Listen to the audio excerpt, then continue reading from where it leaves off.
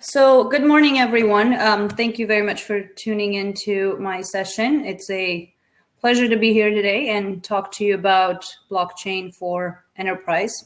My name's Lucy Hakobyan, and I run a consulting firm where, among other things, I consult corporations on their blockchain journeys, evaluating best ways for them to get started and get to deployment, including participation in consortiums, as well as startups that are looking to scale their solutions and often look to consortia for mass adoption, which I think the second part is probably going to be more relevant for this audience.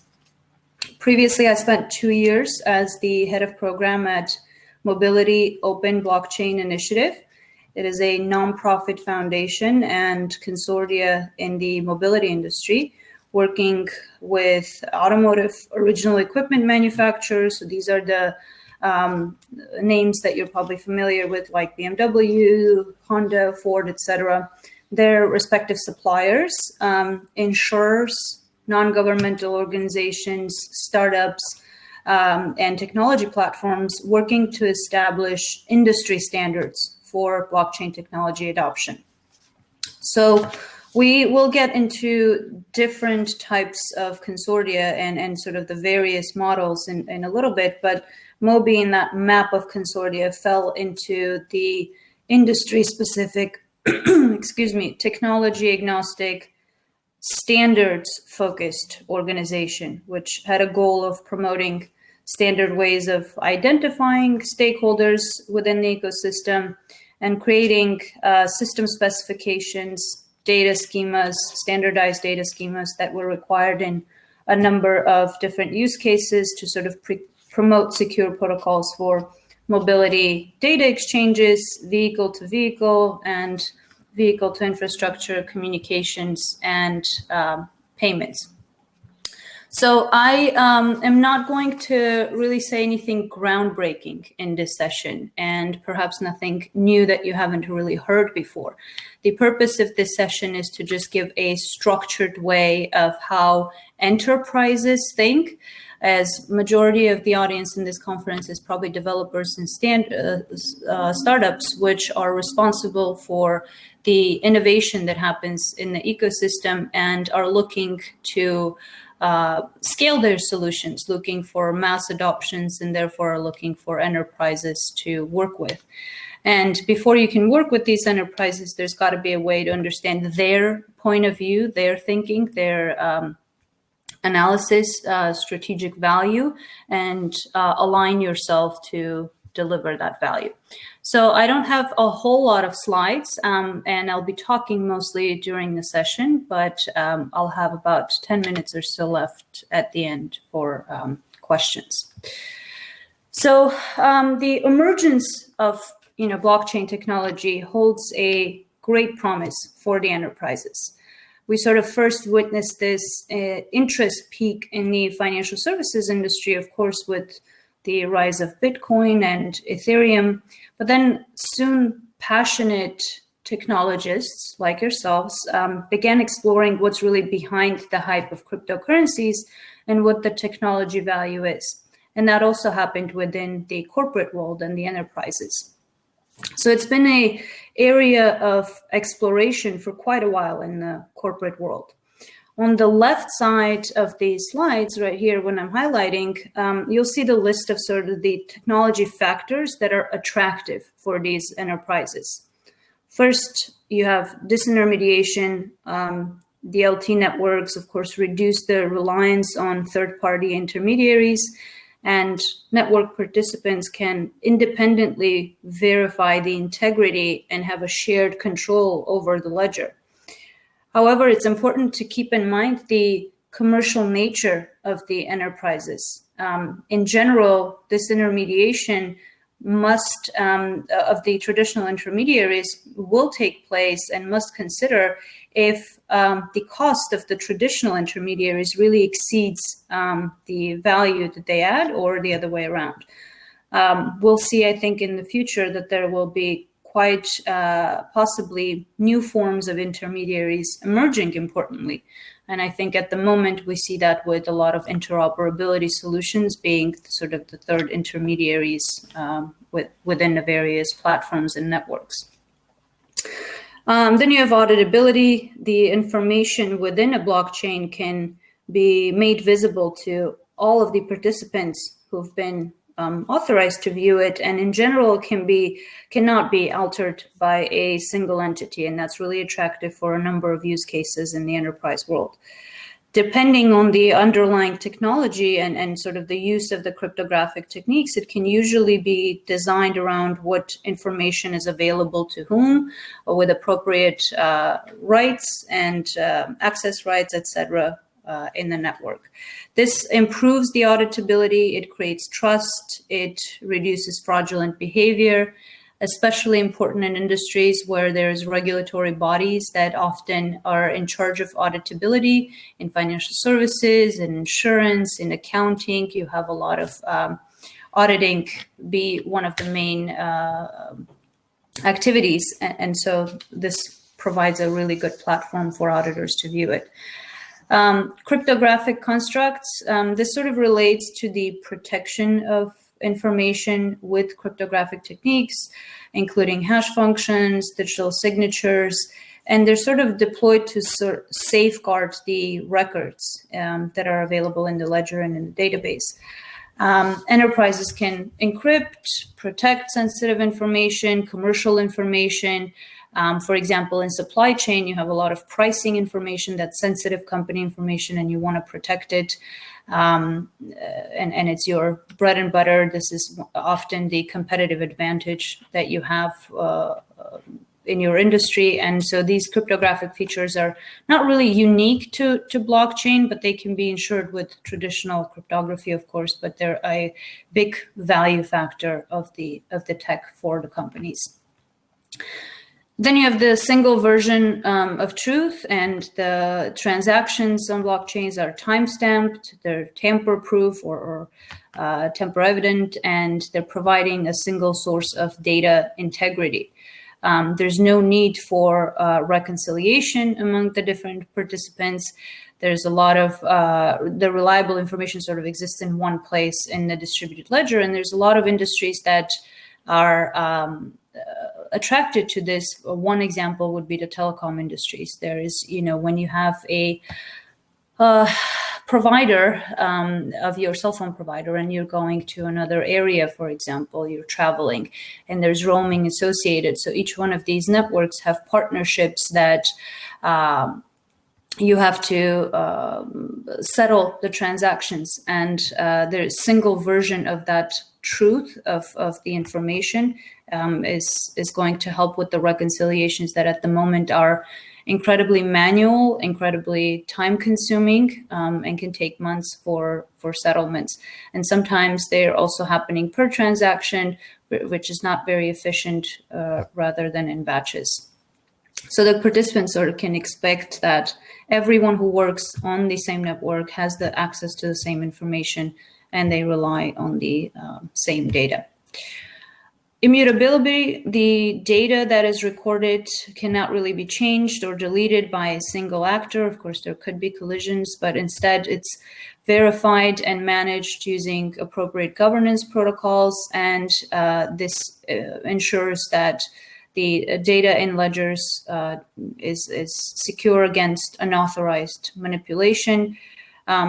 Like I said, there could be collisions, whether they're witting or unwitting, and there's no absolute immutability really, but the proper design of the network can ensure as much protection as possibly available. And smart contracts, blockchains can, be programmed to automate a lot of business processes, for example, making payments and allowing the payment to go through depending on certain conditions. The smart contracts are the computerized transaction protocols that will allow you to automatically execute certain terms of a contract. And as we know, business is all about contracts and conditions upon which various actors deliver their services and their business. This can potentially reduce the costs and the delays associated with the traditional contracts. Again, the telecom industry, the automotive industry, the manufacturing industry, there's a lot of manual processes dependent on these contracts. And, I hate that oftentimes blockchain in the enterprise world is associated with digitization.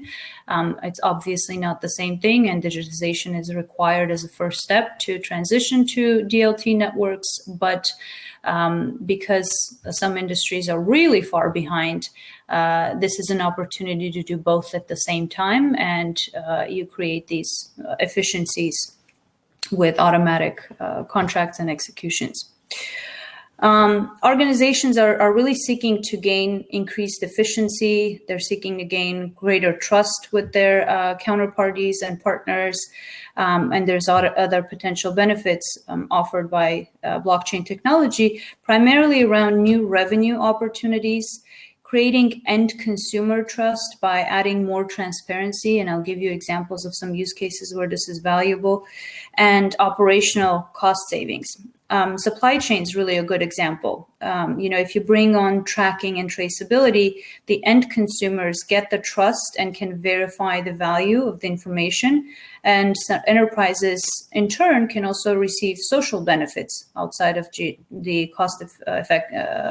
cost savings and efficiencies. Take the example of the vehicle supply chain. I don't know if any one of you had a Toyota or another vehicle that had one of these Takata airbag recalls. It took years. I think in some places it's still going on because it was very difficult to track which vehicles had the airbag, where they came from, and the information wasn't really ready available. With a full, transparent, part-level traceability, you can quickly resolve these types of issues, and the end consumer can ensure that they're purchasing authentic and often ethically sourced materials, whether they're doing that in the aftermarket or they're purchasing a new vehicle. They can see that, for example, no conflict materials or like cobalt or others weren't used in the production of a vehicle, and that creates more of a social responsibility for the companies and provides greater trust to end consumers. Of course, this type of traceability can be achieved without blockchain, with IoT devices and centralized databases, or maybe decentralized databases, but not really blockchain. But it adds a layer of solution to the complex and intertwined supply chains. In all of these cases, you're often dealing with not one layer of suppliers, but a number of layers, and it's virtually impossible to have to get everyone on the same ERP. And remember this point as I come back to the topic of interoperability, because I'm gonna mention this layered levels of supply chains one more time. Other high-value use cases in the world of enterprises, of course, are payments and settlements, and I think this is probably one of the most mature at the moment in terms of adoption and implementation.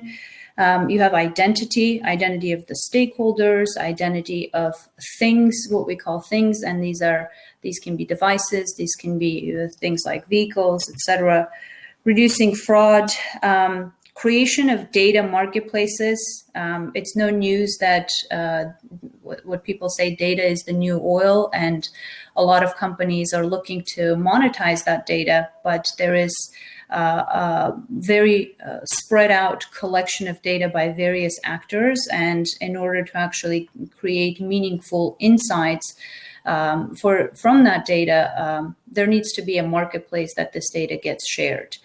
And blockchains are looked at in the enterprise world as a potential solution for a secure and with the appropriate rights and access control way of sharing that data within enterprises, which in of itself is a big, big leap, because of course these commercial entities are always wary of sharing any data.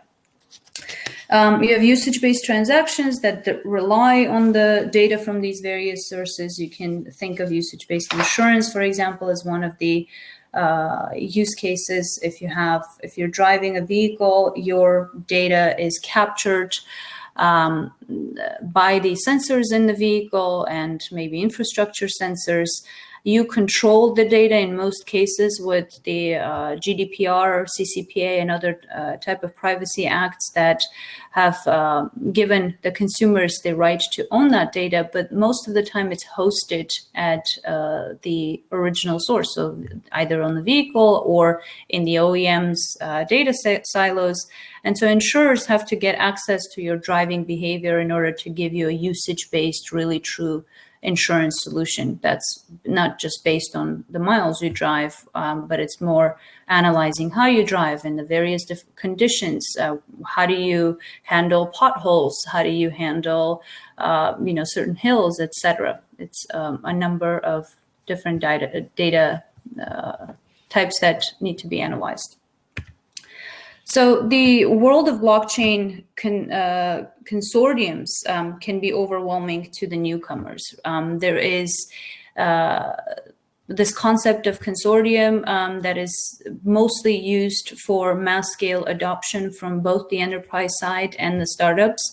When you're looking to create partnerships, multiple partnerships, both the enterprises and the startups have been looking at consortia as the way to scale this.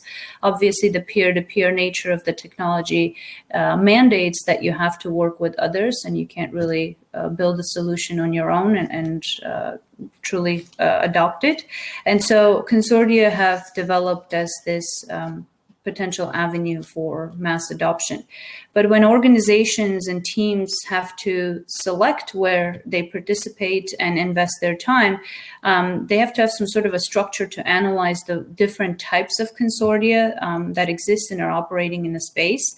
And there's a number of ways how to think about them, but we like to think about it in terms of tech consortia that are platform specific. For example, you have the Hyperledger Foundation, you have the R3 that's working on Corda, you have the Ethereum Enterprise Alliance that's working on Ethereum, of course. And increasingly, all of these consortiums have been trying to establish either partnerships or work on interoperability solutions between across platforms, but they're still very much focused on the development of that specific platform within the consortia. You have industry-specific consortia. Again, R3 is a good example. It started in the banking and financial services industry. Mobi is a good example that's just focused on mobility. RiskStream is another example, which is focused on insurance.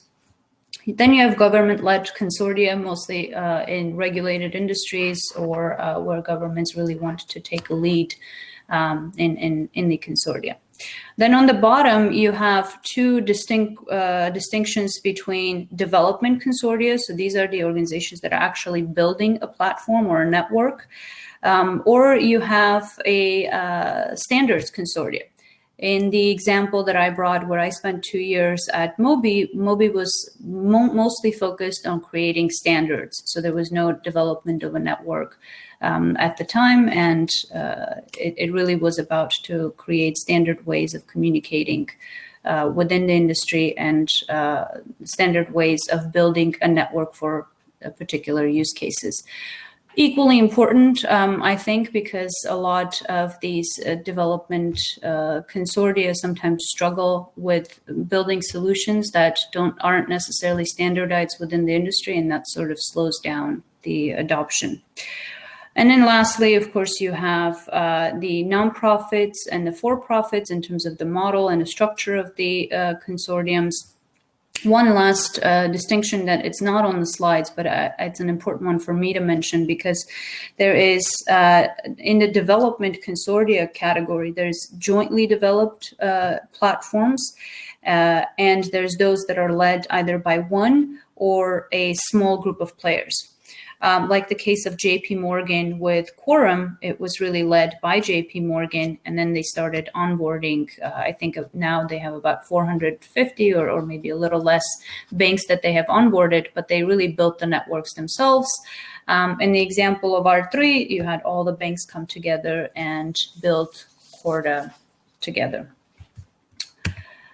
So this is a map that I just took from BI Intelligence, and this is really a visual to only show how busy it can get in the industry of financial services. And this is just one industry of financial services, how many different consortiums and how many different ways to participate there are.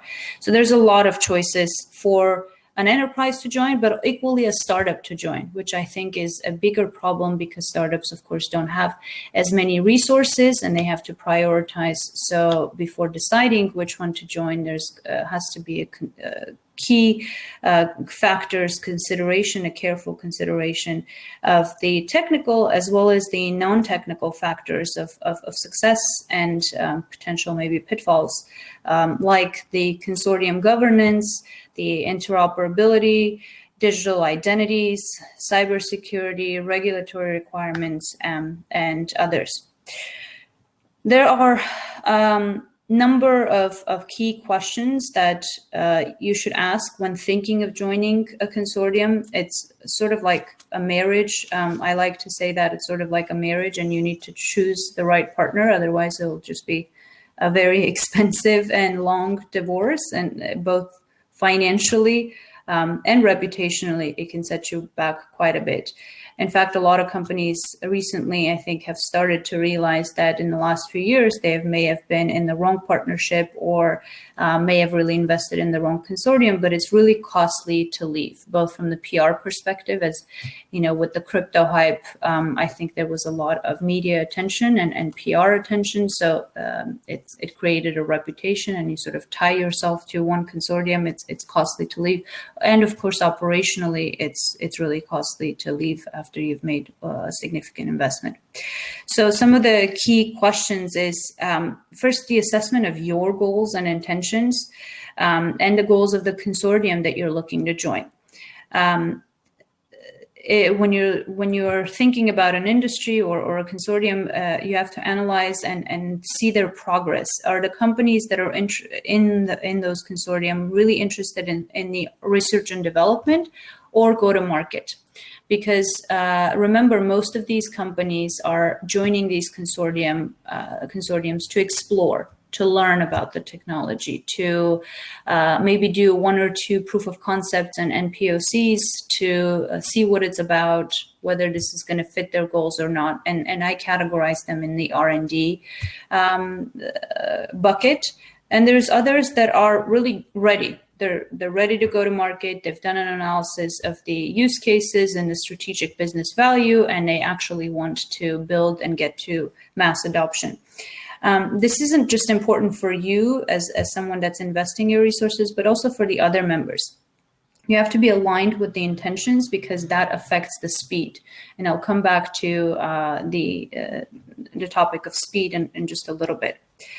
Then you need to assess the consortia's mapping in your industry. Is there an organization that actually already exists, or maybe you need to gather a few companies to start one? What platform preference, if any, do you have? Or have you been building solutions on, let's say, Ethereum and you want to continue on that? Or if you're picking a consortia that's maybe tied to one, like R3's Corda, what use cases are you strategically investing or building solutions for? And what use cases are the companies in the consortium really strategically invested in? That, and I'll come back again to this as well, but the misalignment here can lead to a lot of wasted time. What's the governance structure? Are you comfortable with it when you're joining an existing consortium? What's the participation structure? What's the operational structure? Do the participants run a node, or do they not? Do they outsource that to the startups or the technology solution providers? Do you want or can get potentially a voting power? Is this something important to you? Who owns the IP? Are you comfortable with the existing structure? And if it is a new consortium that you're building, then all of these questions have to sort of collectively be answered by the members. The sooner, the better, and the more set in stone they are, the better it will go forward. What's the business model? What's the funding model? Is it a membership fee, a flat fee, or do you have to pay per transaction costs when joining? Let me just do a quick time check. How are we doing?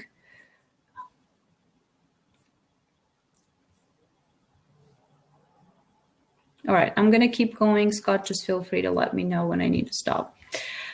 So consortias are great in the way to get to adoption, but there is, we haven't really seen that mass adoption in any industry just yet. Maybe financial services, like I said, is probably the most mature, but all the others, it's pretty far from actual mass scale adoption. And from what I can see, the utility of consortia is sort of going down because of it. And that's only due to the fact that there are a lot of challenges in the way of this adoption. And I've listed those in the lessons learned, and it ties to the earlier points that I was saying of what to consider when joining one. Strategic buy-in and from the top. Often in the companies that were involved in these large enterprises, you had innovation departments or R&D departments with very bright, talented engineers that were interested and excited about the technology that created a strategic case for them to get involved in these consortiums, but they were sort of mid-level to low-level engagement. There was no strategic buy-in from the top. So I'm talking C-level executives, like the CEO of the company, saying that blockchain is a important technology that we as a company are going to invest in. And that really affects the speed. Consortiums move at the speed of the slowest member. So if you have one or two members that are not really ready to get to where the rest of the members are, it really slows down, especially if you have appropriate governance that takes account for everyone's opinions and readiness. That can certainly slow it down. Particularly evident that was in the COVID days, of course, with the virus spreading around and a lot of shutdowns happened. The economy's slowing down, and so you had a lot of companies that decided to cut costs. And when they're cutting costs, innovation and R&D are sort of the first ones to go. And that showed you how many of these enterprises are really, truly in it for the long run, in it for adoption versus just lessons learned or exploration. I've personally experienced this, and you really need to pay attention if it's a go-to-market readiness or whether this is just an exploration. Governance, and that includes both technical and organizational governance. This can be from simple things like simple as in they sound simple, but they're really complex when you have a number of parties trying to work together, especially number of large companies that are have their own processes and procedures and bureaucracy involved with it. That includes forming a legal entity, establishing, the governance model for that entity, setting like budgets, creating commercial models, how do you allocate profits, selecting new lines of business and standards for adding these consortium members. How do you add a member? How do you remove a member? And there's, of course, the operational governance, which includes, information security, standards for accessing the blockchain, the network, giving permissions to the new participants if they meet the standards that were set, determining whether these participants have to, when or how do they upgrade if there is a new version of the software. Dispute resolution, which is one of the key and hot topics recently. Dispute resolution can be on-chain or off-chain, and again, a very big area of contention. Within one consortia, sort of the players have often very different views on the use cases. And I, again, have personally experienced that firsthand. And so use case agreement is one of the most important factors that you have to pay attention to. As a startup, like I said, you are tied with your resources and with your time. So you want to make sure that whatever solution you're building is actually a strategically aligned use case in that consortium. And then you have interoperability. So you need to ensure that whatever solutions you are building or you're participating in have interoperability for future proofing. In the example of the vehicle supply chain that I mentioned, you have tiers of suppliers. So you have tier 1 suppliers, tier 2 suppliers, tier 3 supplier. And these suppliers not only give parts for vehicles and produce parts for vehicles, but they often do to other industries, maybe aerospace, aviation, maybe some other. So within the industry itself, they also supply to a number of original equipment manufacturers that may not necessarily all be part of the same network. So you may have 2 or 3 that are part of a network built on Hyperledger, and then you may have 2 or 3 that are built on Ethereum.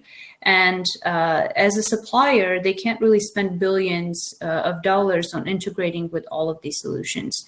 So you have to think about making sure that there is interoperability. And as a startup, you have to build solutions that can accommodate that interoperability. It's also too early to tell which platforms will really win. So you have to be prepared for the future. I think there will be a provider cycle where some of the platforms or vendors fail to become sustainable or fail to prove their value and are going to be replaced by others.